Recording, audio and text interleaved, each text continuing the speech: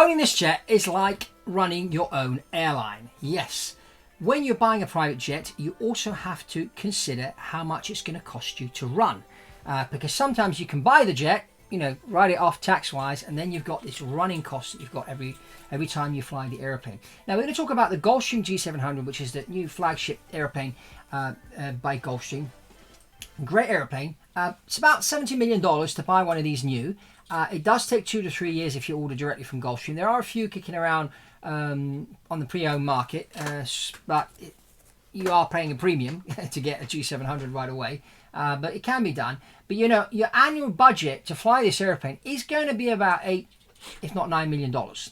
That's how much it's going to cost you to run this. I mean, you've got your fixed costs like your pilots, and these days pilots are being paid a lot of money. Fly a G700, you need to be paying your pilots about $350,000 each.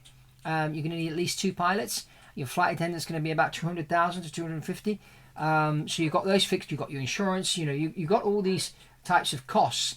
But let's have a look at, for example, your hourly costs. As you can see here on the screen, your fuel is going to be about $3,200 an hour. Maintenance $1,659. Your engine programs $1,751. Let me just explain what an engine program is.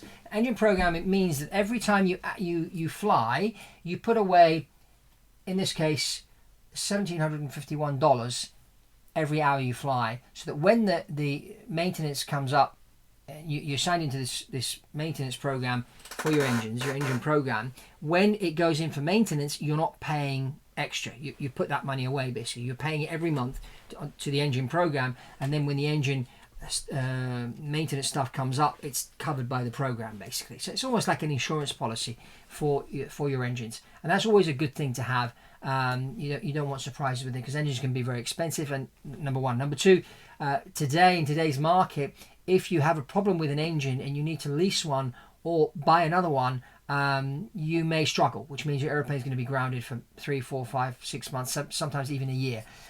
So the engine business right now is really, really hot. So that's another thing you need to consider. So having an engine program helps. Of course, you've got the crew, as we said. So you're talking about, your total hourly all-in is about $11,000. Now, if we look at a sample trip, let's say Miami, New York, which is something that's flown quite often these days, you're talking about, your fuel burn, whether you have a contract or you're buying retail. That depends on what kind of fuel cards you have. I do suggest getting 2 or 3 different fuel cards, and getting, hiring a pilot that can manage this situation, make sure you're not paying too much for your fuel. You've got your handling, landing, air traffic control fees.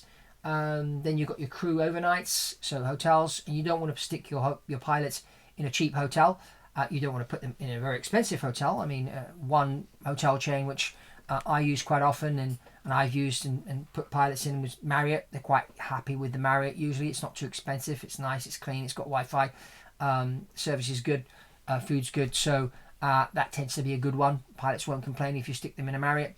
And so overall, this flight's going to cost you probably around about $50,000 to $60,000 realistically. I know here on the slide it's saying $20,000 to $55,000, but you budget $55,000 just for that flight.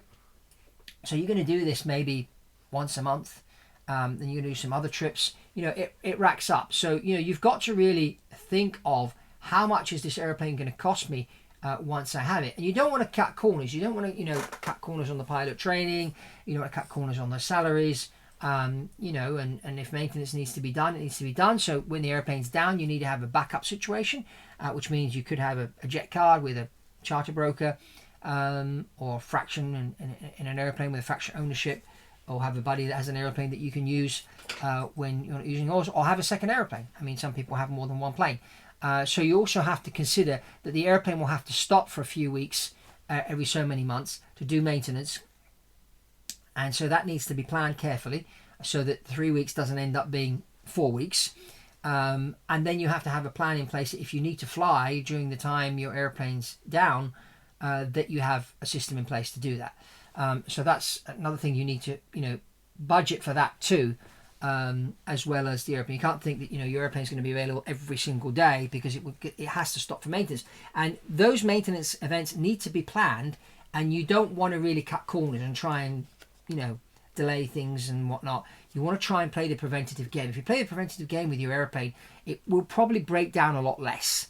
If the pilots fly it properly, you play the preventative game with maintenance, this can reduce your costs. In particular, you know, when you're planning this kind of thing, you're planning for the scheduled maintenance events. What about the non-scheduled? The situations that crop up. You know, the bird strike, some instrument breaks down, or tire bursts. You know, there are all sorts of things that sometimes do happen on airplanes, these mishaps, and you know, you have to have a contingency plan. So if your airplane is going to be down unexpectedly for a few months or for a few weeks, do you have a backup plan? And that's really, really important. So that's really what this Gulfstream G700 is going to cost you if you're going to buy one. It's a great airplane, as I said,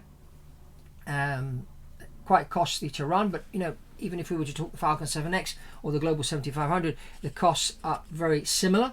You know, some people say, oh, I bought this because that you don't buy one private jet because of another, because really costs, they all cost pretty much similar amount of money. You look at the jet for the size of the cabin, the comfort of the cabin, the ride up at altitude, can it get into certain airports? Those are more the reasons. Or do you like the brand, or do you like the shape? That's another reason why people choose a certain airplane over another. But anyway, it's all down to taste and your needs, those two things combined.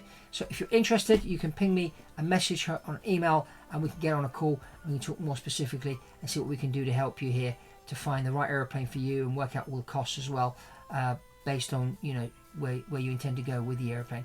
And it's all from Fabrizio Poli here on BizJet TV. Check out this other video I did recently, and I'm sure you'll enjoy this one about the Global 7500. And that's all from me on BizJet TV. Remember to subscribe, like, comment below, and also share this with friends, family across social media. And I'll see you on the next one.